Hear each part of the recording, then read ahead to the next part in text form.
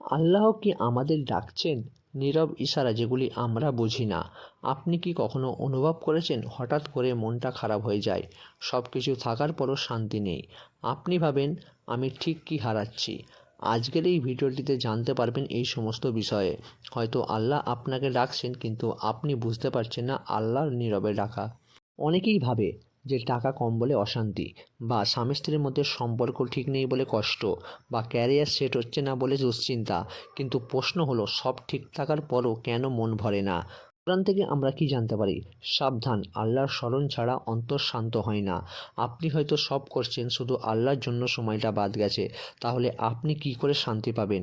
একটু চিন্তা ভাবনা করে দেখুন, নিজেই বুঝতে পেরে যাবেন যে আপনি কোথায় ভুল করছেন।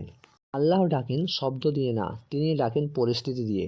নামাজে মন বসে না, গুনাহ করলে শান্তি আসে না, দুনিয়ায় আনন্দ ক্ষণস্থায়ী লাগে, এগুলি শান্তি না, এগুলি হলো রিমাইন্ডার। যেন আল্লাহ বলছেন আমার দিকে ফিরে এসো। আমরা ভাবি কষ্ট মানেই আল্লাহ রাগ করেছেন, না। সবচেয়ে বেশি পরীক্ষা দেওয়া হলো সবচেয়ে প্রিয় বান্দাকে। পরীক্ষা মানে ভেঙে ফেলা নয়, পরীক্ষা মানে পরিষ্কার করা। যেন আপনি দুনিয়ার ভার নামিয়ে আখিরাতের দিকে তাকান। ছোট ছোট দুঃখে কষ্টে আমরা এমন মন খারাপ করে ফেলি যেন আল্লাহ আমাদের সাথে নেই।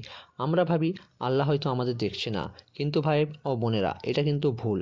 আল্লাহ আমাদের সর্বদাই দেখে এবং কষ্ট এবং দুঃখের মাধ্যমেই প্রিয় বান্দাদের পরীক্ষা নেয়। তাই আমরা সবসময় এই পরীক্ষাগুলির মাধ্যমে আল্লাহর কাছাকাছি যাওয়ার চেষ্টা করব। আমরা কাঁদি মানুষের কাছে, অথচ যিনি সব দিতে পারেন তার কাছে আমরা চুপ থাকি। আল্লাহর কাছে আমরা সবসময় চুপ থাকি, কিন্তু মানুষ যদি কিছু কথা বলে ফেলে আমরা কাঁদি।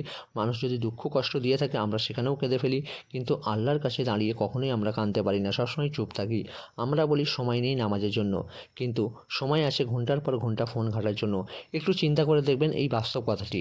আমরা কিন্তু ঘন্টার পর ঘন্টা, দিনের পর দিন ফোন ঘেঁটে চলছি, কিন্তু নামাজের সময় আসলেই আমাদের কাছে সময় নেই। এই নয় কি সবচেয়ে বড় ক্ষতির কারণ?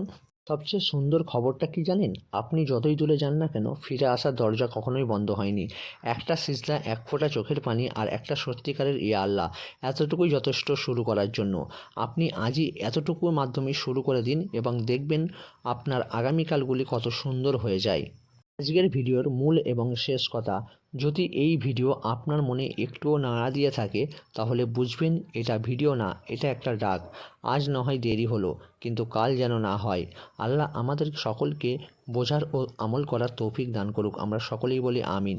আমাদের কাছে যতই দুঃখ কষ্ট বিপদ আপদ আসুক না কেন, আমরা কখনোই আল্লাহর রাস্তা ছাড়ব না এবং আল্লাহর থেকেই সমস্ত কিছু চাইব, এবং অন্য কারোর থেকে আমরা কখনোই কিছু চাইব না। কারণ সকল কিছু দেওয়ার মালিক একমাত্র মহান আল্লাহ তাআলা। তিনি যা দেবেন সেটি কখনোই কেউ কেড়ে নিতে পারবে না। তোমাকে যদি পুরো দুনিয়া মিলেও যদি দিতে চাই, আল্লাহ যদি না রাজি থাকে, সেটি কখনোই আপনি পাবেন না। তাই সবসময় আল্লাহর রাস্তা থাকুন এবং একমাত্র আল্লাহর থেকেই সমস্ত কিছু চান।